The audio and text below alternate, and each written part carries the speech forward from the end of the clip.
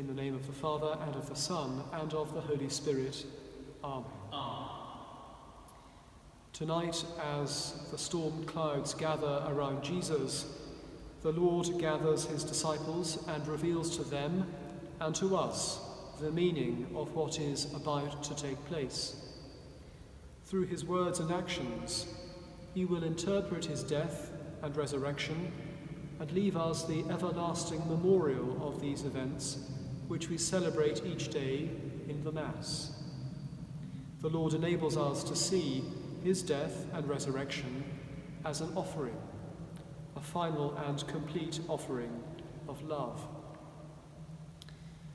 He begins by washing the feet of his disciples, the act of a servant. His whole life has, of course, been a single gift of service. And we know that his life is not just an ordinary human life of service.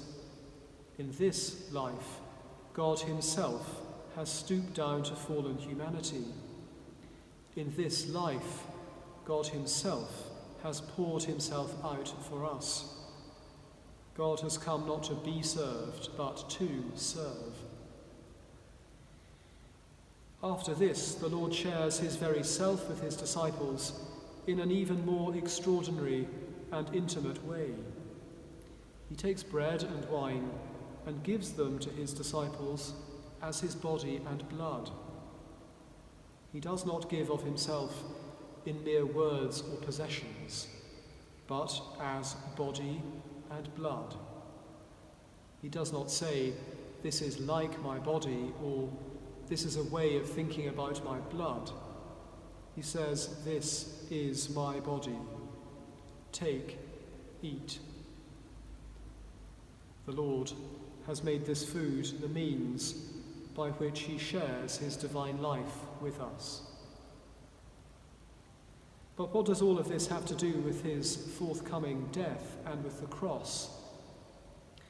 Well, firstly, it's to do with Christ's offering of himself. For as I said a moment ago, in the Mass, we remember Christ's handing over his flesh, his very life, to us and for us. Indeed, Jesus leaves us a visible act of offering. Christ offers himself once on the cross, but we have been given the gift of being able to share in his offering to the Father by participating in that sacrifice, offering him under the signs of bread and wine whenever we come together to recall his death. We too then enter into his offering to the Father, and in the Mass we are more deeply united to him in his offering. So we have been granted a way of offering even ourselves to God by offering ourselves to him in Jesus. All this is possible because God has not only given us Christ, he has given us Christ in the Mass. Second, in these actions, Jesus transforms the nature of what happens to him in his passion.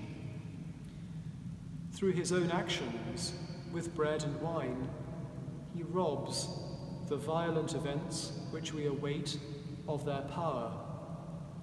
His free and total offering of himself transforms the work of his enemies into a gift of love and forgiveness for all. For Christ refuses to return violence for violence, but instead gives himself for you and for many, for the forgiveness of sins, as he says at table with his disciples. And here we see the meaning of Christ's new commandment to love one another as he has loved us. This love is nothing less than the total gift of oneself and of self, in service and in the Mass, the one and only gift which has been offered not only in joy and in peace, but in the midst of the darkest places and times of this world. For I have given you an example, he said, that you also should do. as I have done to you.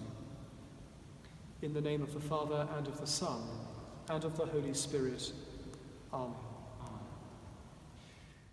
Ubi caritas est vera Deus ibi est, congregavit nos in unum Christi amor, exultemus et in ipso iucundemur, timeamus et amemus Deum vivum, et ex corde diligamus nos sincero. Ubi caritas est vera Deus ibi est, simul ego cum in unum congregamur, ne nos mente dividamur caveamus, cessent eugia maligna, cessent lites, et in medio nostri sit Christus Deus.